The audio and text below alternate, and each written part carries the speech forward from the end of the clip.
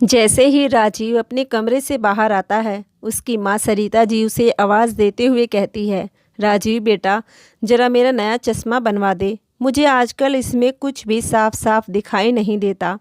मैं धुंधली आंखों से भगवान की पूजा पाठ भी नहीं कर पाती हूँ। सरिता जी ने अपने बड़े बेटे से कहा, जो लगभग घर से निकलने को तैयार हो रहा था। ओफो, आपको कितनी बार कहा है, जब भी मैं घर से निकलता हूँ तो पीछे से आवाज़ मत लगाया करो, पर आप भी मानती नहीं। अपनी आदत से मजबूर हो, और यही काम अगर आप रात को बोल देती तो सुबह यह टोकर टाकी तो नहीं होती। अपने बेटे की बातें सुनकर सरिता जी निराश भरे स्वर में बोली, मैं तुझे पिछले 1 सप्ताह से बोल रही हूँ, फिर दुकान के पास ही तो चश्मे वाले की दुकान है, तुझे ज़्यादा दूर भी नहीं जाना पड़ेगा। सरिता जी ने कहा तो आक्रोश भरी आवाज़ में बोला, हाँ हाँ पता है, माँ ज़्यादा सलाह मत दो। सुबह सुबह मैं हूँ जो जल्दी उठकर दुकान खोलता हूँ, बाकी दोनों भाई तो आराम से आते हैं, फिर मैं ही हर काम क्यों करूँ। आपके दोनों बेटों को भी कभी कुछ काम बोल दिया करो। और राजीव दनदनाता हुआ गुस्से से चला गया। अपने पति के जाने के बाद तभी उसकी पत्नी पाखी बोलती है, सही तो कह रहे थे राजीव, आखिर हर काम यही क्यों करे। अपनी सास को आंखें दिखाते हुए पाखी कहने लगी, छोटा काम हो या बड़ा काम, इनकी ही भागदौड़ होती है। सुबह सबसे पहले अपनी नींद खराब करते हैं, फिर भी किसी को समझ नहीं आता। हमेशा की तरह सब सुनकर चुप रहने की बारी सरिता जी की ही थी। जब अपना बेटा ही हर काम का उल्टा जवाब दे, ताने दे, तो फिर बहू से कुछ भी कहने का कोई मतलब ही नहीं। तभी शोरगुल सुनकर मंझला बेटा रमेश आता है। क्यों माँ, सुबह सुबह घर में हल्ला मचा कर रखा है, चैन से सोने भी नहीं देते।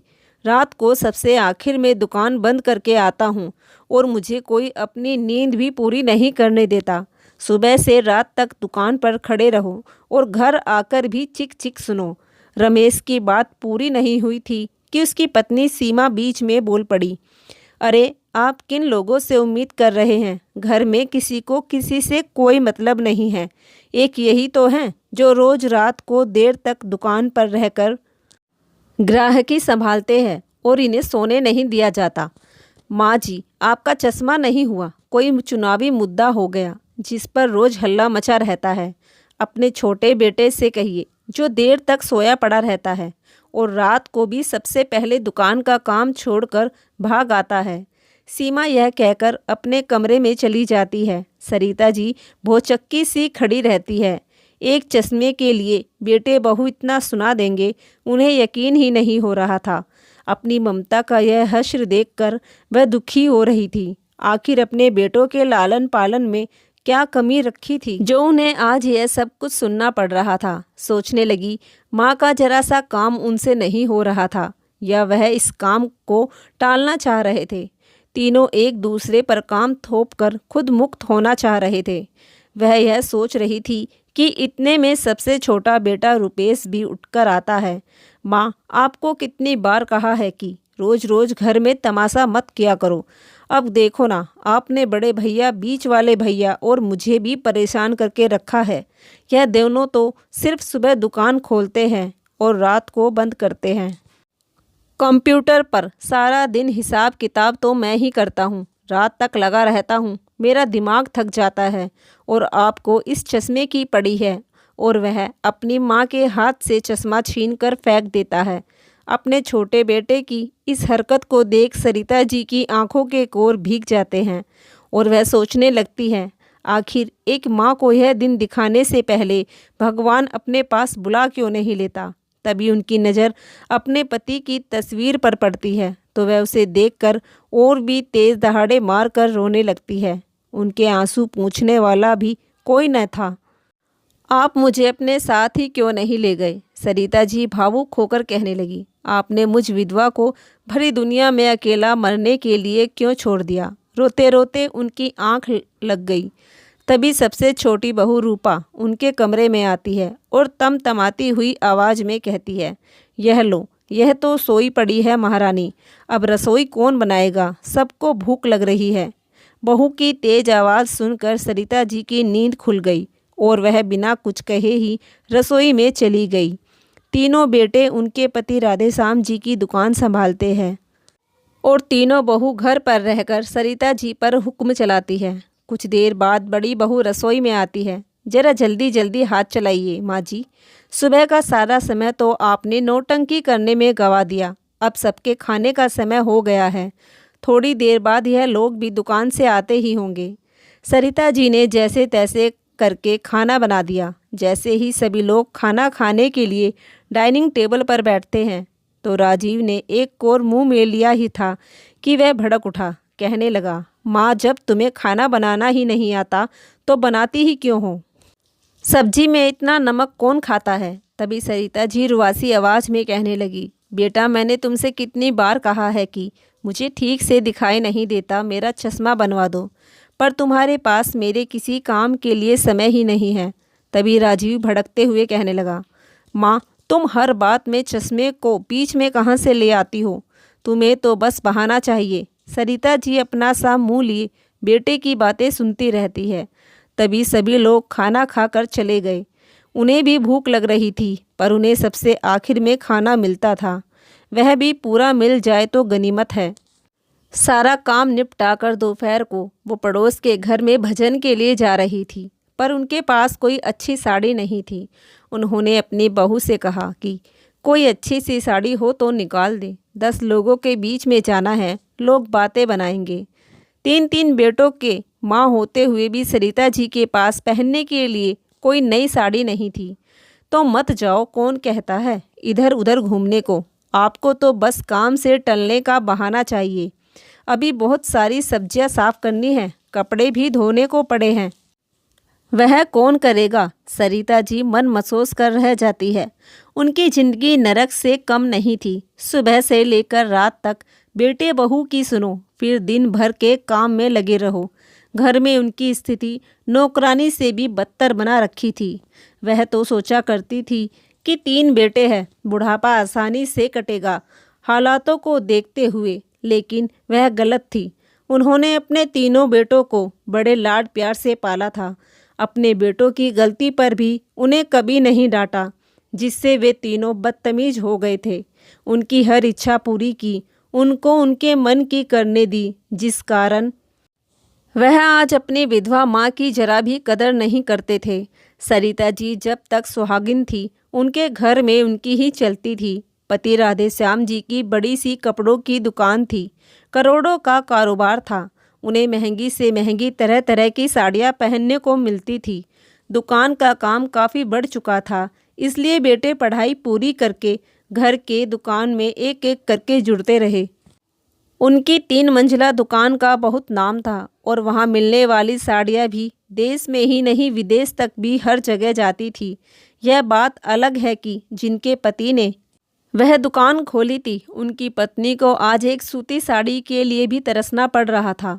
पति राधेश्याम जी की मृत्यु के बाद तीनों बेटों ने उनकी दुकान के कारोबार को अच्छी तरह से संभाल लिया था और अपनी अपनी पत्नियों के बहकावे में आकर माँ के साथ दुर्व्यवहार करने लगे थे।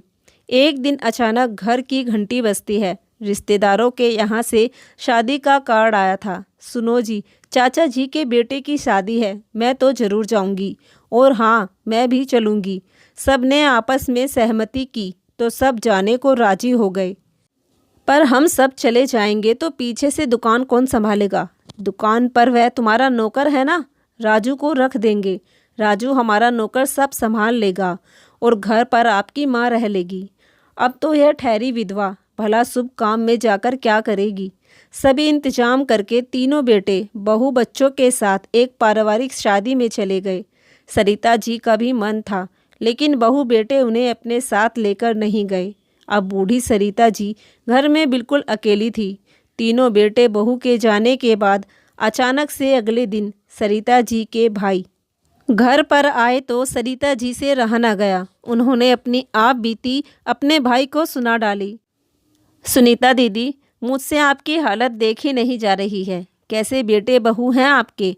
अपनी बूढ़ी माँ का एक चश्मा नहीं बनवा सकते? घर के साड़ियों की दुकान है और माँ को एक साड़ी लाकर नहीं दे सकते? आपने मुझे अब तक कुछ बताया क्यों नहीं? जीजा जी के जाने के बाद कुछ महीनों में आपकी क्या हालत कर दी है इन लोगों ने। वैसे दुकान तो जीजा जी के नाम पर थी, तो उनके जाने के बाद यह दुकान आपकी हुई ना? तो आपने अपने बेटों को उनकी मर्जी क्यों करने दी? भैया मुझे तो इतनी जानकारी भी नहीं, मुझे कुछ पता नहीं। वैसे घर के कागजात और दुकान के कागजात तो घर पर ही रखे हैं, पर मैंने तो कभी खोलकर देखे ही नहीं। मैंने सोचा आखिर मेरे ही तो बेटे हैं, और फिर पिता की संपत्ति पर बेटों का ही तो अधिकार होता है। उनके जाने के बाद यह घर और दुकान तो बेटों की ही हुई ना, क्योंकि बेटे ही तो वारिस होते हैं। मैं तो अपने आप को भूल ही गई थी। दीदी, आप मुझे घर और दुकान के कागजात दिखा सकती हैं क्या? सरिता जी ने अपनी पुरानी लकड़ी के बक्से से कुछ फाइल निकालकर अपने भाई को दिखा दी, जिनको उन्होंने कभी खोल कर देखना जरूरी नहीं समझा। मेरी भोली दीदी, महीनों से बेटे बहू के ताने सुन रही हो, खुद की हालत कितनी बुरी बना रखी है। इन कागज़ों में साफ साफ लिखा है, जीजा जी के जाने के बाद यह घर और बड़ी सी दुकान आपके नाम पर है। आप चाहो तो अपने बेटे बहू को घर से भी निकाल सकती हो, और दुकान की सारी कमाई भी आपके पास ही आएगी। जब तक आप जिंदा है, आपके जीते जी इन दोनों पर आपके बेटे हक नहीं जता सकते। यह सुनते ही सरिता जी का चेहरा खिल गया, उनमें नई जान आ गई। उनके भाई ने उन्हें कुछ बातें समझाकर और वह चले गए। सरिता जी अब अपने बच्चों के आने का इंतजार करने लगी। 2 दिन बाद सब परिवार समेत शादी से लौटकर आए तो आते ही उनके होश उड़ गए, क्योंकि उनके कमरों पर ताले लगे हुए थे। आखिर यह ताले किसने और क्यों लगाए? सबके मन में यही सवाल था। तभी सरिता जी अपने कमरे से बाहर आई और बोली, तुम सब शादी से आ गए? शादी कैसी रही? वह तो सब ठीक रही माँ, पहले यह बताओ हमारे कमरों में ताले किसने लगाए? किसकी हिम्मत हुई ऐसा करने की? उनके बेटे द्वारा किए गए प्रश्नों पर सरिता जी को कोई अचरज नहीं हुआ, क्योंकि वह जानती थी कि ऐसा तो होना ही था। बड़े ही निश्चिंत भाव से सरिता जी बोली, तुम तीनों के कमरों पर मैंने ही ताले लगाए हैं, क्योंकि अब तुम तीनों मेरे घर में नहीं रह सकते हो। अपनी पत्नी और बच्चों को लेकर यहाँ से दफ़ा हो जाओ, कहीं और घर ढूंढ लो। माँ, आप बुढ़ापे में सटिया गई हो क्या? ये क्या मजाक लगा रखा है? यह हमारा घर है और हमारे ही घर में हमारे कमरों पर ताला लगा रखा है। आपका दिमाग तो नहीं फिर गया? राजीव चिल्लाते हुए बोला। तभी रमेश भी अपनी माँ पर भड़क उठा और कहने लगा, लगता है माँ, आपको पागल खाने में भर्ती करवाना पड़ेगा। कैसी बहकी बहकी बातें करने लगी हो? छोटा बेटा रुपेश भी बोला, माँ, आपने सुबह सुबह फिर से तमाशा शुरू कर दिया। कमरों की चाबी दे दो, वरना मैं पुलिस को बुला लूँगा। अब वही आकर इन तालों को खोलेगी। तभी सरिता जी चिल्लाकर बोली, पुलिस को तुम क्या बुलाओगे? मैं ही बुला देती हूँ। तुम तीनों को जरा भी अपनी माँ से बात करने की तमीज नहीं है। तुम तीनों को क्या लगता है मैं सठिया गई हूँ? ना मेरा मानसिक संतुलन बिगड़ा है और ना ही मैं कोई तमाशा खड़ा कर रही हूँ। तुम्हारे पिताजी की मृत्यु के बाद अब यह घर मेरे नाम पर है, और मेरी मर्जी में तुम लोगों को इस घर में रखना चाहूँ या नहीं। तुम तीनों के बाबूजी के जाने के बाद इस घर और दुकान की मालकिन मैं हूँ, और अब मेरी मर्जी चलेगी। तुम लोग अपने रहने का और कहीं इंतजाम देख लो। और दुकान पर मैंने अपने भरोसे के नए नौकर को रख लिया है। मुझे तुम्हारी दुकान पर भी कोई ज़रूरत नहीं है। यह दुकान मेरे पति की थी और उनके मरने के बाद यह मेरे नाम पर है। अपनी माँ के मुंह से यह सब बातें सुनकर तीनों बेटों और बहू के पैरों तले से ज़मीन खिसक गई। उन्हें विश्वास ही नहीं हुआ कि आखिर उनकी माँ भी उनके साथ ऐसा कर सकती है। अब उन्हें कुछ नहीं सूझ रहा था। अब एक एक करके सबकी आवाज़ बदल गई। राजीव नरमाई से बोला, माँ, आप ऐसा कैसे कर सकती हो? अपने ही बच्चों को कोई घर से निकालता है क्या? पूत कपूत हो सकती है, पर माता तो कभी कुमाता नहीं हो सकती। हाँ भैया, आप सही कह रहे हैं। माँ, आपको हमारी किसी बात से दुख पहुँचा हो तो माफ़ कर दो हमें। हमारे किए की इतनी बड़ी सज़ा मत दो। अब हम अपने छोटे छोटे बच्चों को लेकर कहाँ जाएंगे? तभी रमेश बोला, माँ तो बच्चों को माफ़ कर देती है। माँ, हमें तो बस साड़ियों का ही काम आता है, दूसरा धंधा कैसे करेंगे? हमारे बच्चे क्या खाएंगे? हम तो एक ही रात में सड़क पर आ जाएंगे। छोटा बेटा रुपेश बोला। अब तीनों बहुओं की भी अकल ठिकाने आ चुकी थी। तीनों भी अपनी सास के पैरों में गिरकर उनसे माफ़ी मांगती है। सरिता जी बोली, तुम लोगों ने मेरा बहुत दिल दुखाया है, मुझे हर एक छोटी चीज़ से तरसाया है। मैं तुम सबको ऐसे माफ़ नहीं कर सकती। तुम तीनों को तुम्हारे किए की सज़ा ज़रूर दूंगी, तभी तो तुम तीनों को सबक भी याद रहेगा। एक माँ का यह भी फ़र्ज़ है कि वो अपने भूले भटके बच्चों को सही रास्ते पर लेकर आए। बच्चे जब गलती करते हैं तो माँ को सज़ा देने का हक है, ताकि उसके बच्चों को सबक मिल सके। तुम लोगों ने मेरे साथ जो दुर्व्यवहार किया, तुम्हारे बच्चों ने भी तुम्हें ऐसा करते हुए देखा है। हो सकता है भविष्य में वह भी तुम सबके साथ ऐसा ही दुर्व्यवहार करे। इसलिए तुम सबको सही रास्ते पर लाना जरूरी है। तुम सबको पिता का जमा जमाया धंधा मिल गया तो तुमने कभी संघर्ष नहीं किया। अब कमरे पर लगे ताले 2 साल बाद ही खुलेंगे। तुम सब किराए के घर में रहेंगे और काम करने के लिए दुकान पर आते रहोगे। इसके बदले मैं तुम्हें समय पर कुछ उसका वेतन के रूप में मिलता रहेगा और उसी में तुम्हें घर चलाना होगा।